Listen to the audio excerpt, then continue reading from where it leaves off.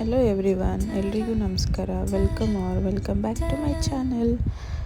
ಇವತ್ತಿನ ವಿಡಿಯೋ ಬಂದು ಒಂದು ಸಂಡೇ ವ್ಲಾಗ್ ಆಗಿರುತ್ತೆ.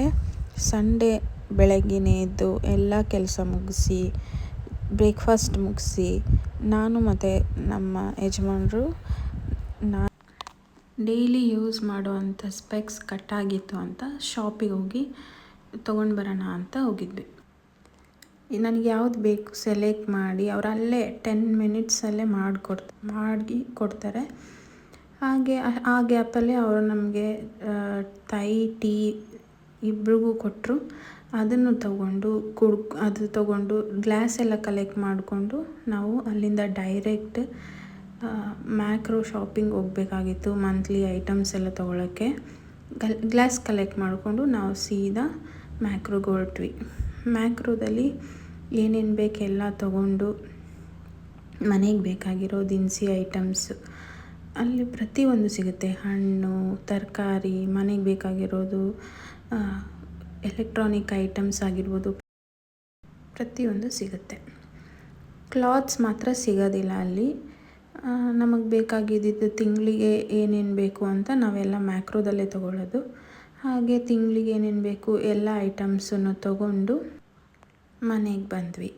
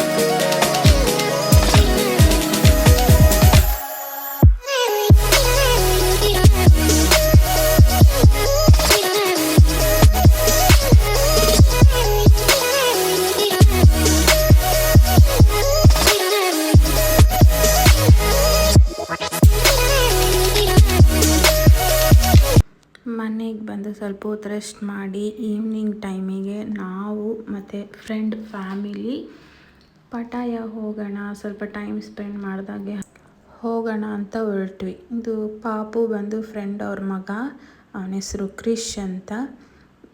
2 ಫ್ಯಾಮಿಲಿ ನಾವು ಅವರು ಹೊರಟ್ವಿ. ಈವ್ನಿಂಗ್ವರೆಗೂ ಟೈಮ್ ಸ್ಪೆಂಡ್ ಮಾಡಿಕೊಂಡು ಹಾಗೆ ಬರೋಕ್ಕಾಗುತ್ತೆ ಅಂತ ಈ ಪಾಪುನು ಬೀಚಿಗೆ ಕರ್ಕೊಂಡು ಹೋದ್ವಿ. ಅಲ್ಲಿಂದ ಬೀಚಲ್ಲಿ ಸ್ವಲ್ಪ ಹೊತ್ತು ಟೈಮ್ ಸ್ಪೆಂಡ್ ಮಾಡಿ ನಮಗೂ ಸ್ವಲ್ಪ ಇಂಡಿಯನ್ ಶಾಪಲ್ಲಿ ಐಟಮ್ಸ್ ತೊಗೊಳ್ಳೋದಿತ್ತು.